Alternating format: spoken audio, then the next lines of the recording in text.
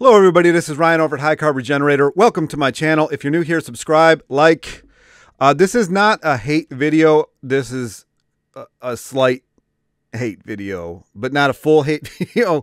Just like, I don't, you know, she confuses me freely. If you saw the title, which I'm assuming you did.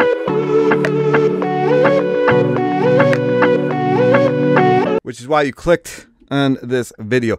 So this video that you're seeing here right now, the thumbnail to this video, is one of my favorite videos that they ever made. It's 16 minutes, 46 seconds. I may watch most of it because I know he's not going to come after me like some others with a copyright nonsense. So let's get into this. Oh, and all right. It'll make a little bit more sense when we get into this. Freely frugivore diet, whatever she wants to call herself, contradicts herself now, and it's somewhat confusing to me. So let's, and maybe I'm getting it wrong. Hopefully she actually sees this video, comes on here, and maybe gives me some idea of why she says what she says.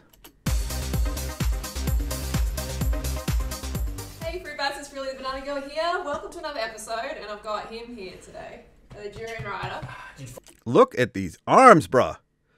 He's got some good legs going on, though. 568 Ks the other day, Wednesday. 568 Ks solo. That's crazy. And did you enjoy it? Enjoyed it very much so. Today's Q&A. He could barely walk when he got home. No wonder. That's a lot of Ks. All right, so today's Q&A. So we've got some questions here. I asked on my fan page, what questions do you have? And the top 5 questions we would answer. So the number 1 question with 107 votes is? Do you guys still do cocaine? They look happy, I gotta say. Oh, that's the next question. Don't tell people. Do you ever drink alcohol, eat tofu or cooked beans, quinoa, nutritional yeast, almond milk? How many veggies do you eat and what kinds? And that's from Thaumasia Ruckman. All right, so maybe I'll just watch them answer this first question. I got the sound down. I was wondering why it was so low. And then I'll leave the link. This is like a must-watch video, in my opinion, of theirs. I forgot about this video. It just happened to pop up into my suggested the other day. One thing at a time. Alcohol, no. Do we ever drink alcohol? I haven't drunk alcohol since July. I think it was Bastille Day in France, July 2001. Last time I had any alcohol, wine, spirits. I haven't had any alcohol since September, my 25th birthday. I don't know what year. 8 years ago. So that was, yeah, it's like 8 years ago. Almost 9 years ago, I haven't had any alcohol. I don't miss it. Why don't we miss it? Because it fucking makes you feel shit. And because it's carbohydrate. I don't miss it at all. At all. At all. You combine keto, carnivore, with your binge is not food. Your binge is alcohol. That's me raising my hand.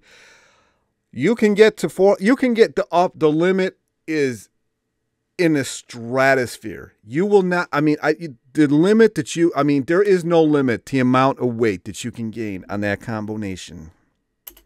You know, like it's almost pure carb. 405 pounds. I got to 405. Hydrates. It is. So now we're so carved up, we're having so much fruit, our cells are getting all that nutrition that we don't want to go anywhere else for the calories, for the carbohydrates. And a lot of people don't make that connection. It's really, really important. That's why you see so many people on the paleo diet just smashing the red wine, like Sarah Wilson from I Quit Sugar. She's like, all of them. They're all alcoholics. All of them. It's hard for me to watch because I was there for like 6 months and then I realized just how much damage I had done to myself. I think I was like 275 when I started drinking, and 6 months later, combine that with keto or whatever the hell I was doing at the time. Like I'm saying, there is no limit to the amount of stupidity that you can get yourself into. Like, I don't eat carbohydrates, but I love wine. Which is alcohol's refined sugar. Look it up. It's just another refined sugar. And she has like malt syrup and like rice syrup. I quit sugar, but I use rice syrup. It's like, what the fuck? It's still sugar. So you know? We don't drink alcohol at all. No. So eat. That's the one issue that I have with Arnold. He's like, oh yeah, go do date syrup, but don't do sugar. I'm like, what the hell's the difference? You're just juicing a date, which is, I'd rather just eat the date. That's kind of brings me back to something I did today, because watermelon lately has been giving me like upset stomachs. It's driving me crazy. And I'm really good at picking them. They're really good watermelon. So I started blending them with a little bit of sugar, and it got a little bit better, but not great. And this morning, hopefully I've got it on here. Hopefully I'll upload this short. I took a short of me doing watermelon and date, and it really wasn't any different. Like, I don't know, it's like this hollow feeling in my stomach. I used to call it melon belly, but it's like it evolved into something even stranger than melon belly. If you don't know what melon belly is after you eat at least half, if not an entire watermelon in one sitting, and then you just want to crawl in a corner somewhere and call it a day. Eat tofu. Do we occasionally? Yeah, I mean, like... We try and keep it low protein because we're all about being super slim, super lean. It's a bit like a salty sponge. Yeah, we use it on occasion as a condiment versus like a staple. You know, definitely we use it as a condiment, but not as like a... We use carbohydrates as a staple. Carb addicts. Carb focus. Yeah, because like Sugar addicts. tofu really isn't a high nutrient dense product. Well, it's got a lot of nutrients, but it's too much protein. Not enough carbohydrate for us. Carb-wise, that's what I mean. Okay. When I talk about a high nutrient food, I mean high carb. For humans... And like I've said and many times in the past, I actually don't do well with beans anyway, so I really don't care about whether or not they are in my diet. So, and quinoa, I don't like the taste of quinoa at all. I don't understand why anybody even eats it. Humans, we need to eat high carbs, so it just doesn't really work. Yeah, but tofu's fine. Organic, non-GMO tofu. Once a week or something. A little bit chopped up in your rice, not a worries. Cooked beans. Occasionally, a few kilos a year. Again, Yeah. same as the tofu. That's where him and McDougal are like so far apart from each other, because McDougal, I swear that dude eats beans every day, man. Every day. But it isn't doing him any... I mean, he's skinny. He's almost too skinny. Same sort of thing. Bit too low in carb, bit too high protein, but fine as a condiment to your high carb meal. Yeah, I agree. Quinoa. Quinoa again. Which is kind of funny, because the video that I featured yesterday, he's holding a can of baked beans. I guess I'll probably pop an image in it while I edit this thing. Occasionally, prefer the higher carbohydrate, things like rice, corn. Quinoa is a little bit low in carb. It's still in the moderate carb, but It's we got a prefer bit of high. protein. It's pretty fatty. It can be fatty, can't it? Yeah, it's a seed, isn't it, quinoa? It is, but it's rice, corn, sort of seeds, whatever. Oh yeah, no, but rice nuts, is very whatever. high carb. Like, Yeah. yeah. In nature, you almost never find protein without fat and fat without protein. They go together. They meet in the middle. We try and keep the quinoa occasionally, but more rice, corn, potato, higher carb. Yeah, we like to go straight to the source, straight to the high carbs. Don't muck around with anything down here. You know, the more protein and the more fat foods. We don't want that. Use those as just condiments. occasionally. Condiments. Yeah, It's kind of like you want to go for a bike ride, but you get on a scooter instead. It might get you where you want to go, but it's not as fun. They're not staples, they're condiments. it's not going to hurt In most people's eyes. you. Nutritional yeast. We avoid that. Like if it's in something when we go out and eat. Speaking of, I know I keep pausing this thing, but I did a bike ride today. I took a couple short little films. I'll probably pop them in here somewhere.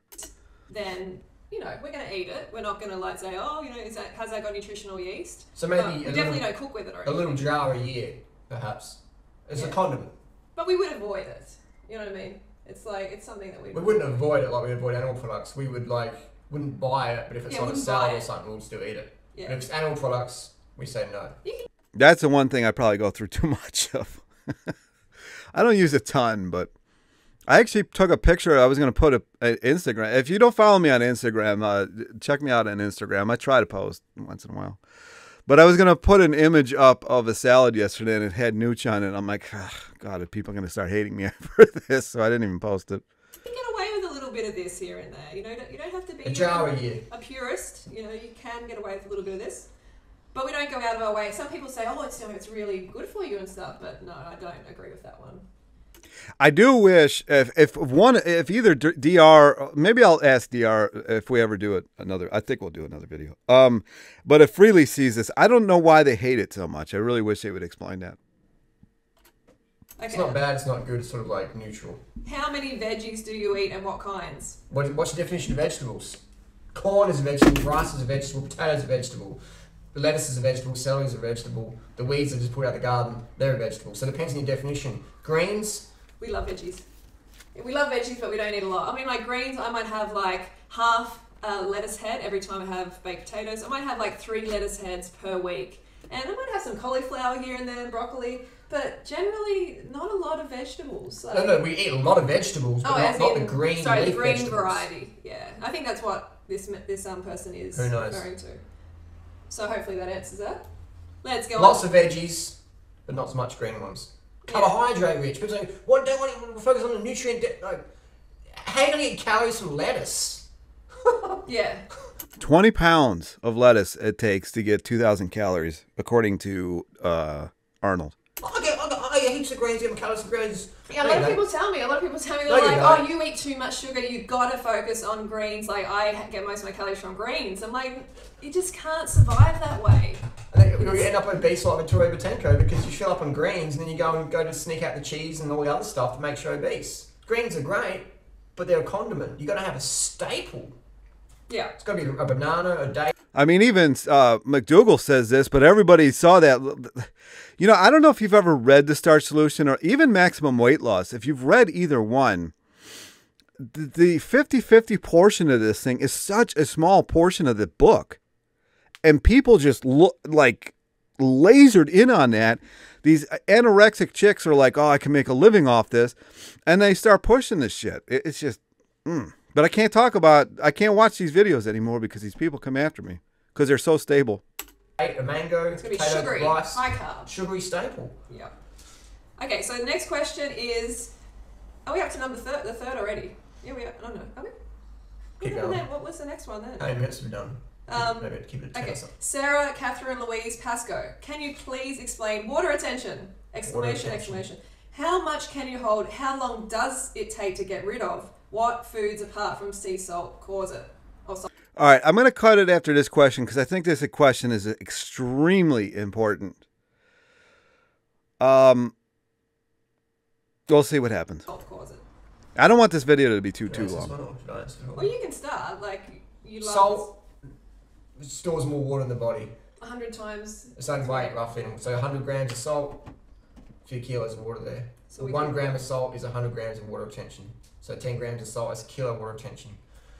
So if you have 50 grams of salt a week, it's about 5 kilos of water retention, unless... Think about that. Think about that. So people who are eating this diet and they're adding a ton of soy sauce, like if you watch the High Carb Hannah, which I'm actually going to do in a couple minutes here, well, through Frugivore, but I don't think I'm going to watch that part. She adds so much soy sauce. It's crazy. 5 kilograms is over 10 pounds. So if you're doing a ton of salt in a week and you gain 10 pounds and you're blaming it on the diet, it's not even possible to gain that much fat in a week. I don't think. Unless you got like something going on. You're doing some exercise in the open air, sweating it out. Bikram yoga doesn't count because it doesn't really pump your lymphatic system. I mean, that's 35,000 calories. And that's assuming that the 35,000 calories is all stored as fat. I mean, I just don't know how somebody could do that. You sweat, but you don't pump your lymphatic system like do cycling, running, not even really swimming, but things that make you sweat, outdoors, breathing. That's what gets the sodium retention out. Gets it out quick. Yeah. Tomatoes, a lot of people have allergies to tomatoes, freely. I was not as her. She stores a bit of water retention if she eats tomatoes. So it depends as well. Salt, keep your salt intake lower. Lower's better. No, definitely. It makes such a difference. When I started eating low sodium, the weight just started to really come down quite quickly. I mean, imagine some people who are like 200, 300 pounds coming to this lifestyle, starting to eat super low sodium. They're going to drop a whole lot of water weight, even within the first week or so, or couple of weeks. Especially if they want to bike a bit. Yeah, because a lot of people think, like if they're carrying weight, they're like, oh, it's just fat. You know, I'm just fat, that's all it is. But I'm telling you, you can carry A lot of a water weight. lot. You can carry like a small child on your body. More than of water weight, depending on who you are. But I seriously was. With, yeah, I've lost over 40 pounds, and a lot of that was actually water weight. Because my body really used to hang on to it. Because I wasn't as fit, I wasn't as healthy. Now my body's more efficient. I've been on this lifestyle over 7 years, so the body's healthier, more efficient. So you've got to be patient, keep the sodium low. You know, less is more, as Harley said. 1,000 to 1,500 milligrams a day. And your taste buds are going to, like, adjust. And you're going to... I've never liked salt, so I guess I'm lucky that way. Like, I think it was Lay's that had that commercial back in the day. You know, you can't just eat one, and like I literally can. That salt hits my. Ugh, I just don't like salt at all. All right, so in this video, which is a great video, I'm gonna link it below. I'm not gonna link these other. Well, maybe I will. I don't know. We'll see what happens. But in this video, they're talking about starches and eat the high carb starches, eat the high carb fruits. Then, fast forward, this was what, 2014, what, it's 8 years later.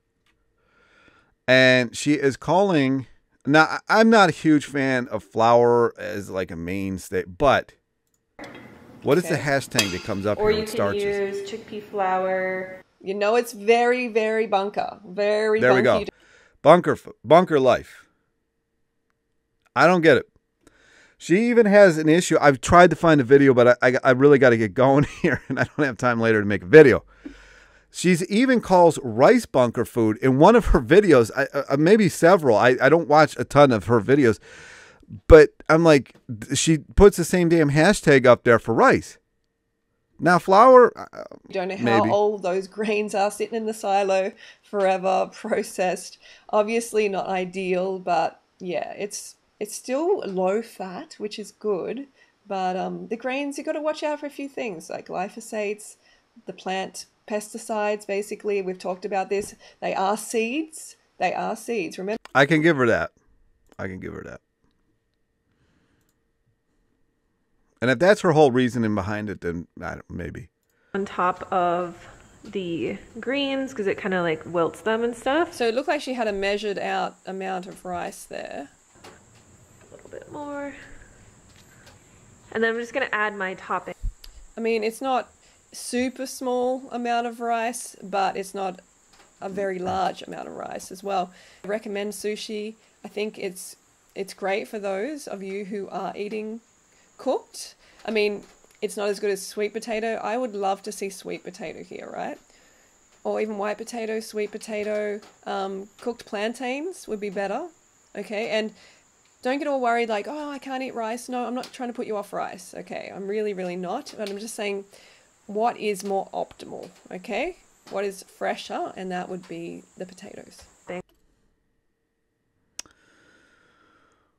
I can see where she's coming from, but at the same time, I mean, I think this is reaching a bit too much. I mean, she was, maybe she wasn't. Maybe DR was on the rice train before, and I made this video for absolutely no reason. I have no idea, but I tried to find some of the other videos. I should have put them in my like watch later list so I knew which ones they were. But there was other videos where she was calling rice and even I forget the other like just grain, oatmeal, which I agree with oatmeal, but like it just doesn't make sense to me why someone who lost weight on this, who has continued to stay lean with rice, maybe she never did rice. I don't know. Maybe this video is just clickbait. I have no idea. But I don't understand this bunker life. And yeah, you know,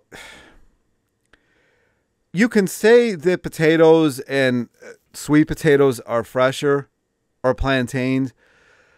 The reality is that you really don't know. I mean, most of the time, because I know some potato farmers. I'm actually trying to get some interviews with some potato farmers and stuff.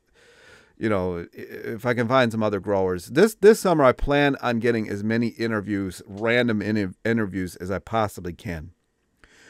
And you know, I've talked to these guys over the years. Sometimes they run, there's a machine called a de-rooter, and sometimes they actually run these potatoes through these de-root things like 3 times before you get it. So, I mean, how fresh are these potatoes? You know, if you look at rice, it's taken off the plant. It's turned into rice that day. Everything's kind of locked in, you know, like all that if there's nutrition in it, it's locked in. But with these potatoes, how old are they? Like I was at Whole Foods the other day, and usually they have some really good sweet potatoes. Man, I actually, thinking about it, I forgot to even wasted those damn things. They probably just moldy, shriveled up mess. I bought them just because I wanted to try a Japanese dish. I completely forgot that I bought them. This is why I don't buy extra stuff, because I always forget I bought it. And they really didn't look that good anyways.